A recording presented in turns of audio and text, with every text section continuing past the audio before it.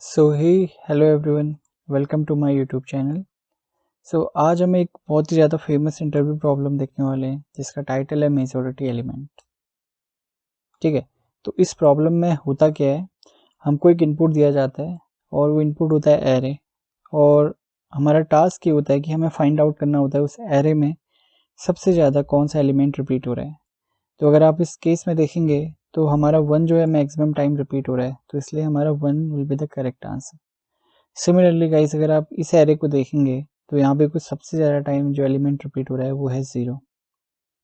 ठीक है, तो इसलिए हमारा जो आउटपुट हो गया वो है 0। तो सिमिलरली आप यहाँ देखेंगे 1 है और फर्स्ट एलिमेंट है, तभी इस केस में 1 आंसर आया।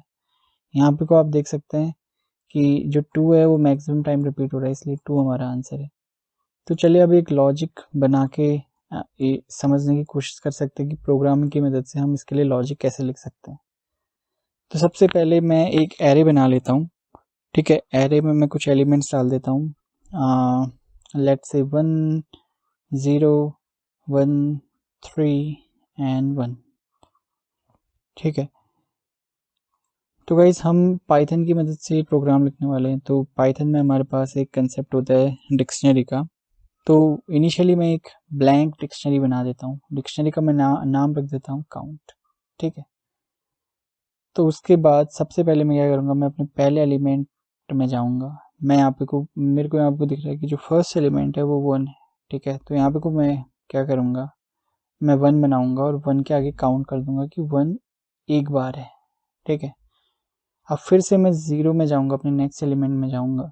मैं यहाँ अपने काउंट डिक्शनरी में देखूँगा क्या 0 ऑलरेडी एग्जिस्ट कर रहा है, नहीं कर रहा है। तो इस केस में मैं आपको एक 0 क्रिएट कर दूँगा और उसका काउंट भी हो जाएगा 1। नेक्स्ट एलिमेंट मुझे दिख रहा है कि 1 है। मैं फिर से अपनी डिक्शनरी में जाऊंगा। तो डिक्शनरी में जाने के बाद मुझे यहाँ दिख रहा है कि 1 ऑलरेडी एग्जिस्ट कर रहा है। करेक्ट, सो इस केस में मैं सिंपली इस 1 को अपडेट कर दूंगा और इसमें 1 ऐड करके, जो कि हो जाएगा हमारा 2। फिर से मैं अपने नेक्स्ट एलिमेंट में जाऊंगा जो कि है 3। मैं यहाँ पे को अपने काउंट में देखूंगा 3 एग्जिस्ट नहीं करता है यहाँ पे को। ठीक है, 3 एग्जिस्ट नहीं कर रहा है यहाँ पे। तो मैं क्या करूँगा, मैं एक 3 यहाँ पे को क्रिएट कर लूँगा और मैं इनिशियली बोल दूंगा कि जो 3 का काउंट है वो है 1। उसके बाद मैं नेक्स्ट एलिमेंट में जाऊंगा जो कि है 1।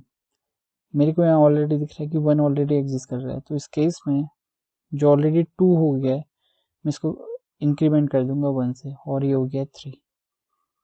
तो अब हमारी जो एरे है वो भी ख़त्म हो गई है इनफैक्ट। तो गाइस इस केस में हम देख पा रहे हैं कि जो 1 एलिमेंट है वो मैक्सिमम टाइम है 3 टाइम्स, तो इसलिए 3 हमारा ये आंसर हो गया। और हम सिमिलर लॉजिक अप्लाई करेंगे इसके लिए प्रोग्राम लिखने में। तो अब सबसे पहले हम इसके लिए एक प्रोग्राम लिख देते हैं। ठीक है, तो गाइस चलिए चलते हैं हम अपने प्रोग्राम में। ऑलरेडी मैंने जो प्रोग्राम है वो यहाँ लिख दिया है। तो चलिए अब इस प्रोग्राम को समझने की कोशिश करते हैं।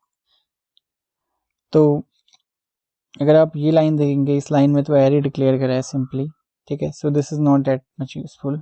और अगर आपको याद होगा जो कंसेप्ट हमने समझा था उसमें हमने एक एम्प्टी डिक्शनरी क्रिएट करी थी इनिशियली, तो वही यहाँ पे को डिक्लेयर कर दिया हमने।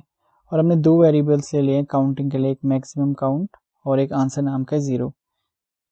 ठीक है, अब इसके बाद यहाँ पर से हम अपना असली काम स्टार्ट करते हैं। हम सबसे पहले अपना लूप में पहुँच गए हैं यहाँ पे को। ठीक है, अब देखिए लूप में हमें आइट्रेट करना है अपने इस एरे में।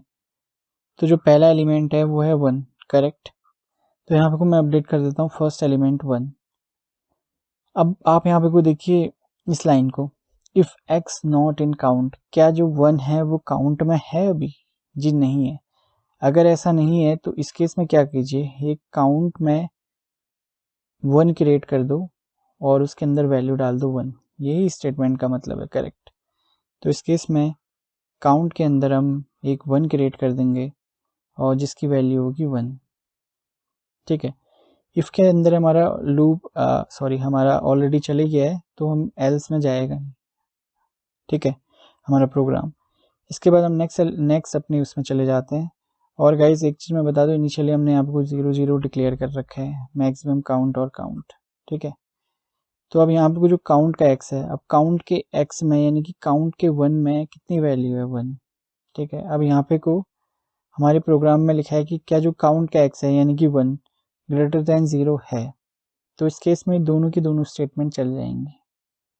तो हमारा जो मैक्सिमम काउंट है उसमें काउंट एक्स हो जाएगा, काउंट एक्स है 1, ठीक है, तो हमारा ये 0 नहीं, हमारा ये हो चुका है 1।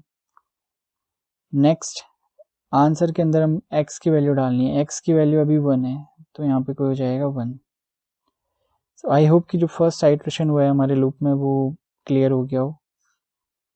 ठीक है, अब इसके बाद हम ये पुरानी वैल्यूज़ को यहाँ से रिमूव कर देते हैं और अब फिर से अपना लूप चलाते हैं। सो गाइज अब अगेन हम इस एलिमेंट में हम ऑलरेडी आइट्रेट कर चुके हैं, तो अब हम नेक्स्ट एलिमेंट में जाते हैं जो कि है 1 फिर से। ठीक है, फिर से हमें 1 को लेना है, तो x में वैल्यू लिख देते हैं 1। सो इस स्टेटमेंट को पढ़िए, इफ़ 1 यानी कि x की वैल्यू 1 है, नॉट इन काउंट, मगर ये काउंट में तो ऑलरेडी 1 यहाँ पे को आ चुका है, करेक्ट, तो लूप यहाँ नहीं जाएगा, लूप ऑलरेडी हमारा एल्स में चले जाएगा। एल्स में क्या बोल रहे हैं, जो काउंट का x है उसमें आप 1 इंक्रीमेंट कर दो, काउंट का x अभी है ऑलरेडी 1, इसमें 1 और इंक्रीमेंट करना है, तो ये हो जाएगा 2, यानी कि काउंट के x में, काउंट के 1 में अब वैल्यू यहाँ पे को हो जाएगी 2। इसके बाद लूप जाएगा यहाँ पे को, अभी काउंट का x हो गया है 2, करेक्ट, और जो मैक्सिमम काउंट है वो है अभी 1 ही।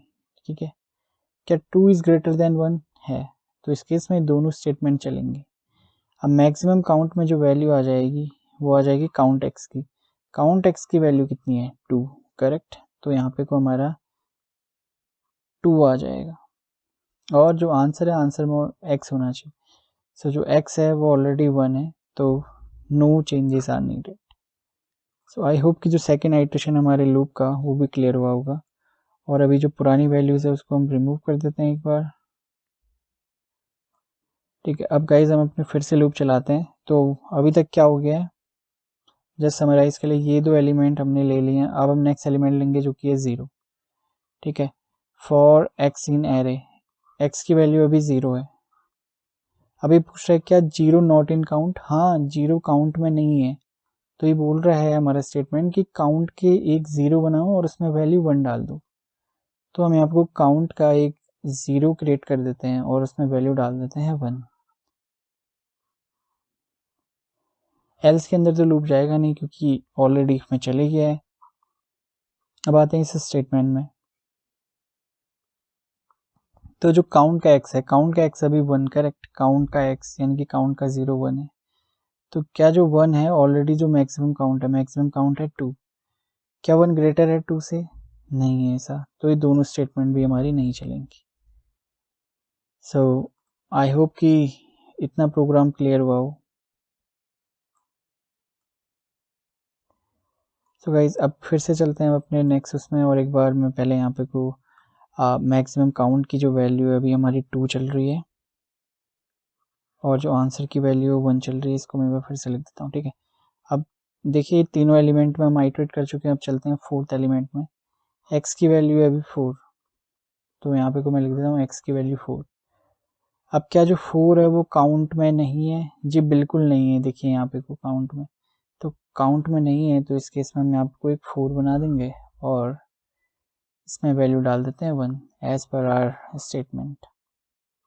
एल्स में लूप जाएगा नहीं, इफ में जाएंगे, काउंट के x में वैल्यू 1 है, करेक्ट, काउंट के x में वैल्यू 1 है, क्या 1 ग्रेटर है मैक्सिमम काउंट से, मैक्सिमम काउंट है अभी भी है 2, करेक्ट, क्या 1 ग्रेटर है 2 से, नहीं है ऐसा, तो ये दोनों स्टेटमेंट एग्जीक्यूट नहीं होंगे। तो अब चलते हैं हम अपने नेक्स्ट एलिमेंट में। सो जो नेक्स्ट एलिमेंट है वो हमारा फिर से आ गया है 1, तो 1 को यहाँ से कट कर देते हैं, x की वैल्यू फिर से 1 हो गई है, x की वैल्यू 1 हो गई है। अब यहाँ पे कोई पूछ रहा है हमारी लूप में इफ़ 1 नॉट इन काउंट, मगर 1 तो ऑलरेडी काउंट में आप यहाँ पे को देख पा रहे हैं। ठीक है, तो एल्स में हमारा लूप जाएगा। सो एल्स में बोला है कि जो काउंट का x है वहाँ पे को आप एक इंक्रीमेंट कर दो, अभी काउंट के x में वैल्यू 2 है, तो 2 से एक इंक्रीमेंट करके 3 रखनी है, तो गाइस यहाँ पे को भी हमें वैल्यू अपनी अपडेट कर देनी होगी, जो कि हो जाएगी 3। तो यहाँ पे इरेज कर लेते हैं ओल्डर वैल्यू को, और यहाँ पे कोई वैल्यू डाल देते हैं 3, यहाँ पे कोई 1 है, ठीक है। इसके बाद हम आते हैं अपने